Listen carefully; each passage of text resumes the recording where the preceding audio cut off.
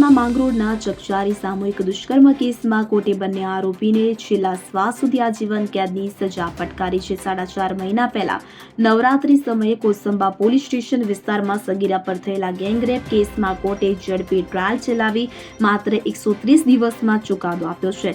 ગત શનિવારના રોજ ઇનામદાર કોર્ટ દ્વારા બંને આરોપીઓને દોષિત જાહેર કર્યા હતા, ત્યારે આજે બંને આરોપીઓને ઇનામદાર કોર્ટે સજા સંભળાવવામાં આવી છે। કોર્ટે ઝડપી ટ્રાયલ ચલાવી માત્ર 130 દિવસમાં ચુકાદો આપ્યો છે। આ સાથે જ બંને આરોપીઓને આજીવન કેદની સજા ફટકારવામાં આવી છે। આ બનાવમાં કુલ 47 સાક્ષીઓ તપાસવામાં આવ્યા હતા। 18 જેટલા પુરાવાઓ કોર્ટમાં રજૂ કરવામાં આવ્યા હતા, કે જેમાં આરોપીની તરફેણ વકીલોએ અને આરોપીના સંતાને ઓછી સજા થાય તે માટે કોર્ટમાં રજૂઆત કરી હતી। સરકાર તરફે વકીલ દ્વારા ઓછી સજા ન કરવામાં આવે તેવી માંગ કરવામાં આવી હતી, ત્યારે આજરોજ બંને આરોપીઓને સજાનું એલાન કરવામાં આવ્યું છે।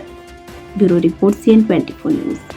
હવે જુઓ દેશ દુનિયાની તમામ ખબરો તમારી આંગળીના ટેરવે। ઉઠાવો મોબાઈલ અને Google Play Store પરથી ડાઉનલોડ કરો અમારી CN24 ન્યૂઝ મોબાઈલ એપ।